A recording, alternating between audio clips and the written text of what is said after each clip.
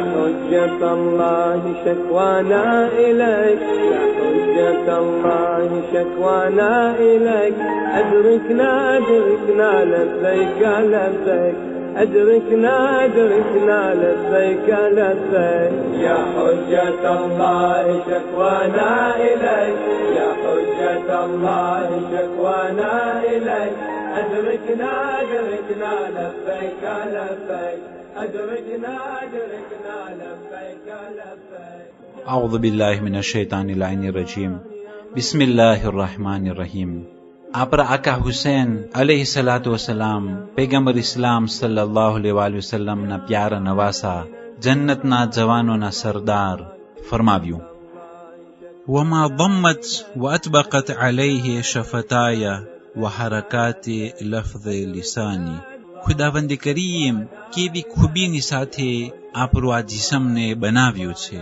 એના અંદરમાં ઇમામ અલૈહિસ્સલામ હોઠ બારામાં વાત કરે છે કે ખુદાવંદ કરીમે આપણા આ હોઠને કેવી ખૂબીની સાથે બનાવ્યું છે કે તે હોઠ ખુલી શકે, બંધ થઈ શકે. અને અઝીઝાને મહોતરમ, ખાલી આપણે વિચાર કરીએ કે તે હોઠ કેવી ખૂબીની સાથે ખુદા બનાવ્યું છે કે તે હોઠ એટલા સૂપલ છે. અને તે હોઠ જે છે, જ્યારે પણ આપણે તે મોઢાને ખુલે ત્યારે તે હોઠ એના સાથે સાથે ખુલી જાય છે. અને એટલું સૂપલ છે, અને એટલું ફ્રાજીલ છે, અને એટલું ખૂબસૂરત છે. સુબહાનલ્લાહ, આપણે ખાલી હોઠ જ બારામાં જો વિચાર કરીએ તો બહુ જ આપણે ખુદાની જે ખૂબી છે અને જે ખુદા બનાવટમાં સારામાં સારું બનાવવા વાળું છે, હકીકતમાં ખુદાની મારિફત આપણને મળશે. વહરકાતે લફ્ઝ લિસાની, કે જ્યારે એક માણસ જીભ હલાવે તો જીભ હલાવવાથી તે અવાજ ગુંજાય છે. એક ખૂબી છે, કારણ કે જે લોકો બોલી નથી શકતા એ લોકો પાસે જબાન તો છે, એ લોકો પાસે જીભ તો છે. એ લોકો પણ તે જીભને ચલાવવાની કોશિશ કરે છે. એ લોકો પણ મોઢામાં તે જીભ છે એને બોલવાની કોશિશ કરે છે, પણ તેમાંથી અવાજ નથી નીકળતો.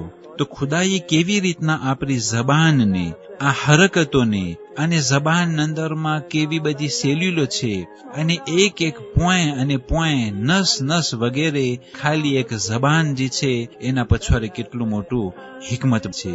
ખુદાવંદ કરીમના કુદરતથી એ જબાન અંદરમાં જે પણ સ્વાદ હોય, કડવું આપણને કડવું લાગે, મીઠું આપણને મીઠું લાગે, એ ખુદાએ તે જબાન અંદરમાં એવી બધી કાપતે કરવાની વસ્તુ રાખેલી છે.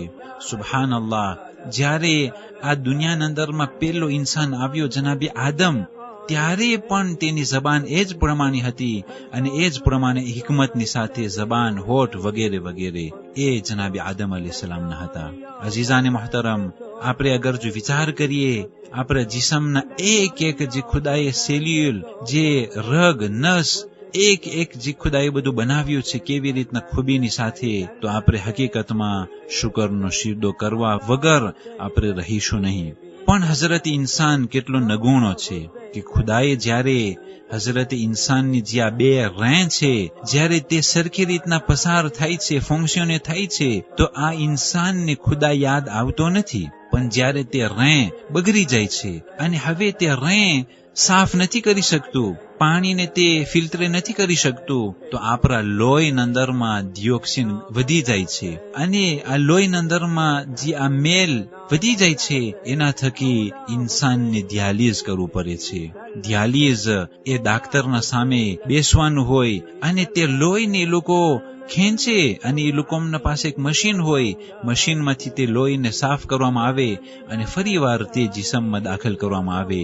ઇન્સાન 5 અને 6 કલાક સુધી એ ક્લિનિકમાં એ ડાક્ટરના સામે ઇમોબિલ હોય છે, અને તે લાચાર હોય છે. 5 કલાક સુધી આ એક ડિયાલિઝ કરવામાં તેને ટાઈમ લાગતું હોય છે. એ પણ ડિયાલિઝ એક જ દિવસનું ન હોય, ડાક્ટરોના કહેવા પ્રમાણે આટલું ટાઈમ હોય, ત્યાર પછી એટલા મહિના પછી પાછું કરવાનું હોય. કેટલા મિલિયન પૈસા તેમાં હાલા જાય છે, એક તો ટાઈમ બગડતું હોય.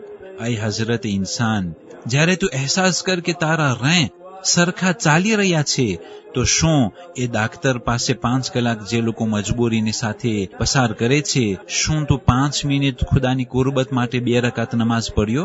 શું આટલા મિલિયન રકમ જે ડિયાલિઝ કરવામાં હાયલા જાય છે, શું એમાંથી એક જ ભાગ તું કોઈ એવરદ બિનફેઝાન્સ કે અક્ષો ઈમાની તેરમાં તું આપ્યો? જ્યારે રેં બગડી જાય છે ત્યારે તું મજબૂરીની સાથે એટલો ટેમ તને ખોવો પડે છે, એટલા પૈસા દેવા પડે છે, અને જ્યારે તારા રેં હજી સરખી રીતના હાલે છે તો તને એમ નથી થતું કે રકમના 10% તું કાઢી નાખ પેલા, તો તારા માટે એક જાતનું પ્રોટેક્શન થઈ જાય, એક જાતનું બોનસ થઈ જાય કે ખુદા તને સલામત રાખે અને તારા રેં ન બગડવામાં તારી મદદ કરે અને તને સહી સલામત રાખી અને તને ડાક્ટરની પણ જરૂર નહીં પડે, તારો એટલો ટાઈમ પણ પસાર નહીં થાય. અગર જો તું એ સદકો કાઢી નાખ્યો, અગર જો તું આ દિવસના ભાગમાં અમુક ટાઈમ તું રાખ્યો અને જ્યારે તે આશુરા પડ્યો, નમાઝે શબ પડ્યો, એ વાજિબાત અદા કરવાના ઉપરથી આ બધી વસ્તુ તું કર્યો તો ખુદા તને જરૂર બરકત આપશે. અને અઝીઝાને મોહતરમ, આપણું જીસમ ખુદાનું એક અમાનત છે, એટલા માટે આ જીસમના એક એક અવયવોને સેવા કરવાની છે અને કોશિશ કરવાની છે.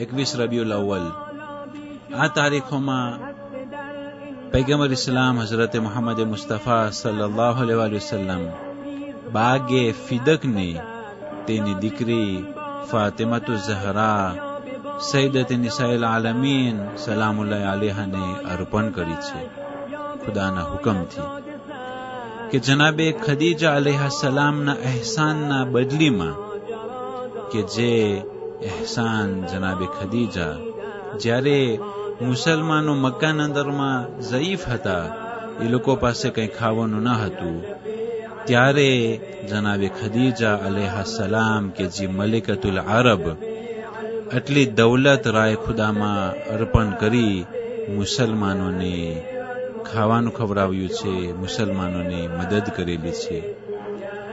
પૈગંબર ઇસ્લામ ફરમાવતા હતા કે અગર જો ઇસ્લામ કાયમ થયું હોય તો 3 વસ્તુ થકી, તેમાંથી જનાબે ખદીજાનું માલ છે. અને જનાબે ખદીજા સલામુલ્લાહ અલૈહાને પૈગંબર ઇસ્લામ બહુ જ યાદ કરતા હતા અને કહેતા હતા, અઅતતની હીના મનઅની અન્નાસ, જ્યારે માણસોએ મારા ઉપર મદદ બંધ કરી, મારા સાથે રિલેશન બંધ કર્યા, મારા સાથે લેવું દેવું બંધ કર્યું, ત્યારે જનાબી ખદીજા મારી મદદ કરેલી છે. જ્યારે માણસો મદદ બંધ કર્યા ત્યારે ખદીજા મદદ કરેલી છે. જ્યારે માણસો લેવું દેવું બંધ કર્યા ત્યારે જનાબી ખદીજા લેવું દેવું જારી રાખ્યા. આ અહેસાનના બદલીમાં પૈગંબર ઇસ્લામ સલ્લલ્લાહુ અલૈહિ વસલ્લમ ખુદાના હુકમથી બાગે ફિદક, કે જે ફિદકના રહેવાસીઓ પૈગંબર ઇસ્લામને અર્પણ કરેલા હતા, તે બાગે ફિદકને પૈગંબર ઇસ્લામ તેની દીકરી ફાતિમાતુ ઝહરાને અતા કરે છે. અસ્સલામુ અલૈકુમ વરહમતુલ્લાહિ વબરકાતુહ. قلبها اندر سپید سینه‌ها اندر خروش دل نشین آمد دل روا دارد دل نشین